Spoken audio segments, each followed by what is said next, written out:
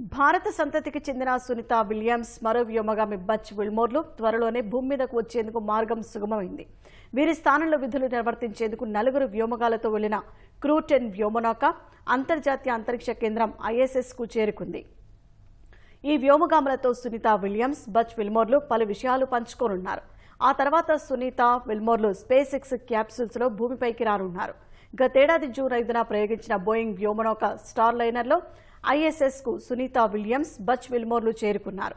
వారం రోజుల పాటు అంతరిక్ష కేంద్రంలో ఉండాల్సి ఉండగా స్టార్ లైనర్లో సమస్యలు తలెత్తడంతో వారు లేకుండానే అది భూమిపైకి చేరింది. దీంతో వారిని తీసుకురావడానికి పలు అవాంతరాలు ఏర్పడటంతో దాదాపు 9 నెలలుగా అంతరిక్ష కేంద్రంలోనే ఉండిపోయారు.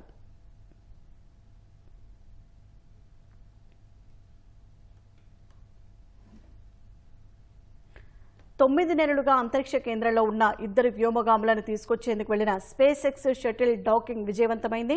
దీనిపై మరింత సమాచారం షార్లో మాజీ అసోసియేట్ డైరెక్టర్ డాక్టర్ శేషగిరిరావు అడిగి తెలుసుకుందాం. శేషగిరిరావు గారు నమస్తే అండి. అందరికీ నమస్కారం. సార్, సునీత విలియమ్స్ ను తీసుకురావటం కోసం అని చెప్పి ఎప్పుడైతే స్టార్ లైనర్ లో తీసుకురావటానికి కుదరదో అప్పుడే వారు క్రూ-9 అనే మాడ్యూల్ ని సెప్టెంబర్ లో పంపించారు. ఆ డ్రాగన్ క్రూ-9 అందులో 4 వెళ్లాల్సిన వ్యోమగాముల్ని 2కి తగ్గించి 2 అంటే మన సునీత విలియమ్స్ ని విల్మోర్ ని తీసుకురావటానికి వీలుగా క్రూ-9 ని సెప్టెంబర్ లో పంపించారన్నమాట. కానీ అది వెంటనే తీసుకురావటానికి కుదరదు. ఎందుకంటే అక్కడ అలవాటు అవ్వాలి, అక్కడ ఉన్న శాస్త్ర పరికరాలు 2 నెలల పాటు 3 నెలల పాటు అక్కడ శాస్త్ర పరిశోధనలన్నీ చేయాలి. ఆ తర్వాతే తీసుకొస్తారు. ఇప్పుడు క్రూ-10 వెళ్ళింది కాబట్టి క్రూ-10 ని నిన్న తెల్లవారుజామున 4 గంటలకి ISS ప్రకారం ప్రయోగించారు. అది ఈ రోజు ఉదయం 9 గంటలకి ISS తో అనుసంధానం అయింది. 4 వ్యోమగాములు వెళ్లారు. ఈ వ్యోమగాములు అక్కడ ISS లో ఏమేం పనులు చేయాలి అవన్నీ సునీత విలియమ్స్ తదితరుల దగ్గర నుంచి నేర్చుకుంటారు. ఆ తరువాత అంతకు ముందు వెళ్ళినటువంటి డ్రాగన్ క్రూ-9 మాడ్యూల్లో 2 వెళ్లారని అనుకున్నాం కదా, ఆ 2 సునీత విలియమ్స్, విల్మోర్ కలిసి అంటే 4 భూమికి మార్చి 19 ప్రాంతాల్లో తీసుకురావటానికి వీలవుతుందన్నమాట ఇప్పుడు. అందువలన సురక్షితంగా మార్చి 19న వస్తారని 100% మనం అనుకోవచ్చు. శేషగిరిరావు గారు, వ్యోమగాములు భూమి మీదకు వచ్చిన తర్వాత వాళ్ళు ఎదుర్కొనే సవాళ్ళేంటి? వ్యోమగాములు భూమి మీదకు వచ్చినప్పుడు అనేక రకమైన ఆరోగ్య సమస్యలు ఉంటాయండి, న్యాచురల్ గా ఏర్పడతాయి. ఎందుకంటే ఎప్పుడైతే మనం మైక్రోగ్రావిటీలో ఉన్నామో అక్కడ ఏమవుతుంది అంటే ఇప్పుడు భూమి మీద నిలబడినప్పుడు గుండె కాళ్ళకి రక్త ప్రసరణ పంపించేప్పుడు భూమి ఆకర్షణ శక్తికి అనువుగా ప్రసారం జరుగుతుంది. అలాగే బ్రెయిన్ కి వెళ్ళేప్పుడు భూమి ఆకర్షణ శక్తికి ఆపోజిట్ గా ప్రసారం చేస్తూ ఉంటుంది. కానీ మైక్రోగ్రావిటీలో ఉన్నప్పుడు కాళ్ళకి రక్త ప్రసరణ జరిగినా మెదడుకి రక్త ప్రసరణ జరిగినా ఒకే విధంగా ఉంటుందన్నమాట. ఆ గుండె దానికి అనుగుణంగా పనిచేస్తుంది. అదే విధంగా వెన్నెముకలు, ఎముకల బలం తగ్గిపోతుంది, మజిల్స్ అంటే కండల బలం తగ్గిపోతుంది, మరి నేత్ర దృష్టి తగ్గుతుంది, టేస్ట్ మారుతుంది, వాసన మారుతుంది, మరి చురుకుదనం తగ్గుతుంది.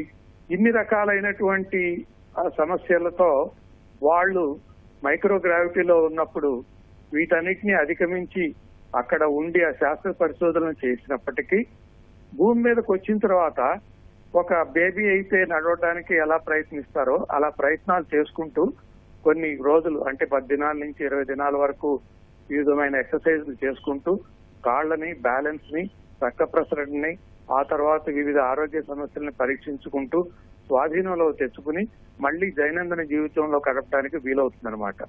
అదే కాకుండా మరి ఆకాశంలో ఉన్నప్పుడు ఆల్ఫా, బీటా, గామా రేస్ గానీ అల్ట్రావైలెట్ రేస్ గానీ ఎక్కువ ఉంటాయి.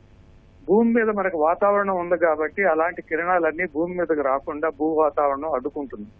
మరి ఈ వాతావరణానికి అంటే ఈ alpha, beta, gamma rays, ultraviolet race కి ఆకాశంలో ఉన్నప్పుడు వాళ్ళు ఎక్స్పోజ్ అవుతారు కాబట్టి వాటి వలన ఏమైనా ఆరోగ్య రకమైన చేంజెస్ ఉన్నాయని భూమి మీద ఉన్నప్పుడు కూడా పరిశీలిస్తారు. దాంతో పాటు అక్కడ ఆకాశంలో ఉన్నప్పుడు ISS లో ఉన్నప్పుడు ఒంటరితనం అనేది ఆ 9 నెలల పాటు ఉండటం అనేది అది ఒక గొప్ప సాహసమైనది అనమాట. అందరూ ఉండలేరు. అలవాటు అవ్వాలి. ఆహారం తీసుకోవటం కష్టంగా ఉంటుంది. వివిధ ప్రక్రియల ద్వారా ఆహారం తీసుకోవాలి. ప్రతిసారి ఎక్సర్సైజులు తీసుకోవాలి. మరి అక్కడ ఆరోగ్యం రోజువారీ పరిశీలించడానికి విల్మోర్ సునీత విలియమ్స్ ఆరోగ్యం పరిశీలించితే సునీత విలియమ్స్ విల్మోర్ ఆరోగ్యాన్ని పరిశీలించి అక్కడ ఉన్నటువంటి పరికరాల ద్వారా భూమికి అందజేస్తారు. రియల్ టైంలోనే భూమి మీద ఉన్న డాక్టర్స్ పరిశీలించి వాళ్ళకి అనువుగా ఎక్సర్సైజులు అవన్నీ చెప్తూ ఉంటారనమాట. అలా 9 నెలలు గడిపారు. ఇప్పుడు క్రూ9 లో వచ్చిన తర్వాత భూమి మీద దైనందిన జీవితంలో మామూలుగా గడపాలి అంటే మరి ఈ భూమి ఆకర్షణ శక్తికి లోబడి అవయవాలన్నీ స్వాధీనంలో తెచ్చుకోవాలి. ఒక చెయ్యి లేపాలన్నా కూడా ఎన్ని కిలోల బరువు లేపినంత అనిపిస్తుంది అనమాట మనిషికి. మరి వాటి నుంచి మామూలు స్థితికి రావాలంటే కొన్నాళ్ళు పడుతుంది. ఈ ఆరోగ్య సమస్యలు ఐఎస్ఎస్ లో వ్యోమగాములకి ఎక్కువ రోజులు ఉండేటైతే ఏర్పడతాయి. భూమి మీదకి వచ్చినాక ఎలా స్వాధీనం చేసుకోవాలనే దానికి కూడా ఒక హెల్త్ మాన్యువల్ అనేది ఉందన్నమాట. దాని ప్రకారం క్రమేణా వాళ్ళు ఆరోగ్య స్థితిని యథాస్థితికి తెచ్చుకుంటారు. ధన్యవాదాలు డాక్టర్ శేషగిరిరావు గారు.